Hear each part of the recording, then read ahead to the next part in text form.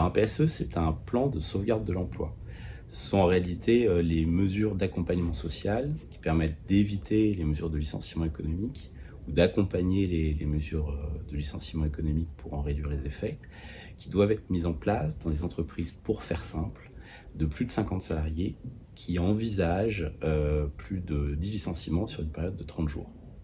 Donc le plan de sauvegarde de l'emploi, en réalité, c'est un dispositif qui va conduire à accompagner les collaborateurs dans les recherches de reclassement, c'est-à-dire de leur proposer ce qu'on appelle des offres valables d'emploi à l'extérieur de l'entreprise ou du groupe, qui va permettre peut-être de proposer aux collaborateurs des mesures de financement de mobilité géographique pour leur permettre de changer de région, évidemment des mesures de formation pour leur permettre de changer de job, peut-être de se reconvertir dans un nouveau métier, et puis évidemment peut-être d'accompagner la famille également, s'il s'agit de mobilité géographique, d'avoir un accompagnement familial global, des enfants, de l'époux, de l'épouse.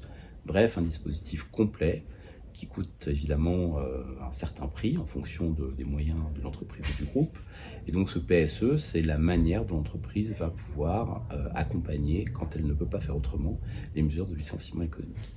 À côté du PSE, on a ce qu'on appelle le projet de restructuration lui-même, qu'on nomme aussi dans le jargon livre 2, qui lui consiste à décrire comment l'entreprise va fonctionner post-licenciement économique. Donc ces deux dispositifs-là sont totalement distincts et différents. Et puis on a aujourd'hui un troisième dispositif qui vient se rattacher au PSE, qu'on nomme dans le jargon le livre 4, et qui consiste effectivement à essayer, on en reparlera peut-être un peu plus tard, d'accompagner les risques psychosociaux liés au PSE. Quelles mesures d'accompagnement on va mettre en place pour les collaborateurs qui restent, mais également les collaborateurs qui partent, pour mettre en place, j'ai envie de dire, des mesures permettant de réduire les risques, peut-être d'accompagner la question de la charge de travail résiduelle qui va rester dans cette entreprise post-licenciement économique. Si on a une charge de travail qui se réduit de 70%, mais qu'on supprime la moitié des postes, on a une problématique, et c'est ça que le livre 4 doit arriver à traiter, à appréhender pour mesurer les effets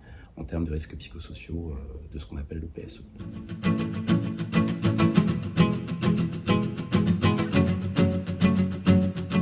Alors aujourd'hui, c'est encore une place qui est relativement significative, c'est-à-dire qu'on a eu depuis maintenant une dizaine d'années une multiplication d'outils à côté du PSE permettant à une entreprise de se restructurer. On parle aujourd'hui par exemple beaucoup de rupture conventionnelle collective, on parle des accords de performance collective, on parle de la GEPPMM, on parle des dispositifs de transition collective, et tous ces dispositifs-là sont entre guillemets concurrents du plan de sauvegarde de l'emploi.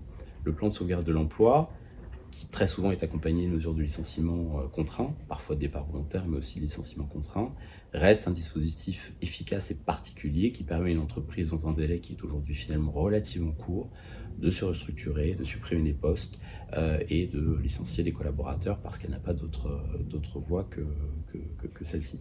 Donc le PSE reste un dispositif important.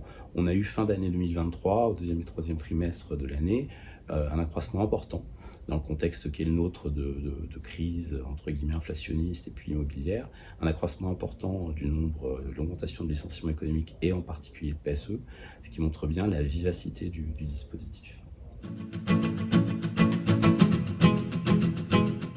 Alors on a eu en fin d'année dernière et en début d'année un certain nombre de jurisprudences qui sont venues préciser le régime juridique du PSE. Des décisions qui peuvent être assez intéressantes dans un contexte qui est le nôtre effectivement d'accroissement du nombre de PSE.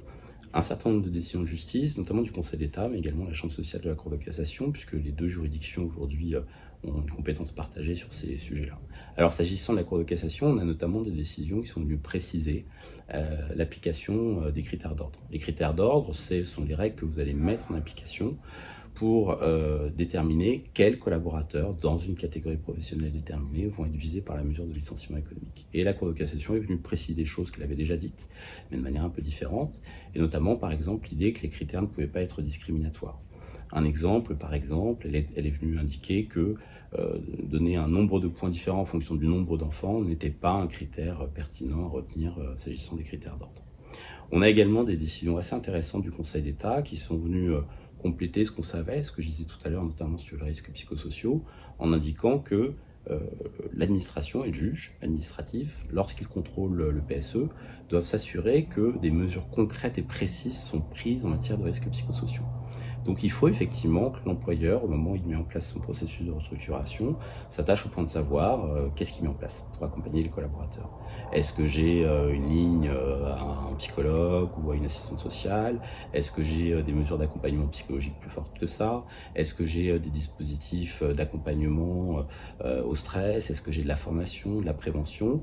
Et puis, quelque chose qui est souvent méconnu dans les dispositifs de PSE, et j'y faisais référence il y a une seconde, c'est la question de la charge de travail. Comment est-ce que je mesure de manière précise la charge de travail résiduelle et comment je vais adapter mon organisation post-licenciement économique en fonction de cette charge de travail. Là aussi, ce que dit le Conseil d'État, parmi les mesures prises, c'est par exemple le fait de se faire accompagner par un professionnel extérieur, un expert de ces problématiques d'ergonomie au travail ou d'organisation du travail, peut être mis au crédit de l'entreprise et pour vérifier la solidité de son dispositif de PSE et des mesures d'accompagnement aux risques psychosociaux. On a également des décisions intéressantes qui ont été prises pour tracer la limite de la compétence du juge administratif. Par exemple, le juge administratif nous dit aujourd'hui qu'il n'est pas de sa compétence de juger si l'article 1224-1 du Code du travail, qui est lié au transfert d'entreprise, doit ou non trouver application quand il valide un PSE. Le Conseil d'État va considérer que, au point de savoir si les collaborateurs devaient être licenciés ou transférés à une entreprise repreneuse, eh bien, c'est pas de son champ. Potentiellement, les collaborateurs peuvent contester leur licenciement économique, considérer qu'ils auraient dû être transférés et non pas licenciés, mais devant le juge judiciaire. Donc on a une décision qui était assez évidente sur le plan technique, mais qui vient d'être précisée par le Conseil d'État, et c'est un point intéressant à souligner. Voilà quelques décisions récentes.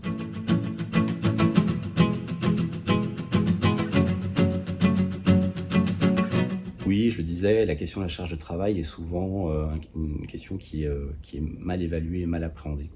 Je le disais, quand on se restructure et quand on supprime des effectifs, on cherche nécessairement, du côté de l'entreprise, à essayer d'améliorer sa productivité. Et donc, on peut parfois, dans certaines opérations de restructuration, aller un peu trop loin au regard de la charge de travail considérée. Et on a parfois, effectivement, des juges administratifs ou des administrations qui viennent censurer les mesures de PSE, considérant que la question de la charge de travail n'a pas été appréhendée suffisamment précisément. On a souvent, dans les opérations que nous conduisons au cabinet, des demandes de nos clients de prise en charge de ce sujet-là qui est assez mal pris en considération par les experts extérieurs qui ne font pas le lien entre restructuration et charge de travail sous l'angle juridique. Et donc on est amené parfois effectivement à avoir un travail d'accompagnement qui va bien plus loin que nos missions habituelles sur ces questions-là avec nos clients. Merci beaucoup Grégory pour toutes ces informations sur le PSE. Merci beaucoup.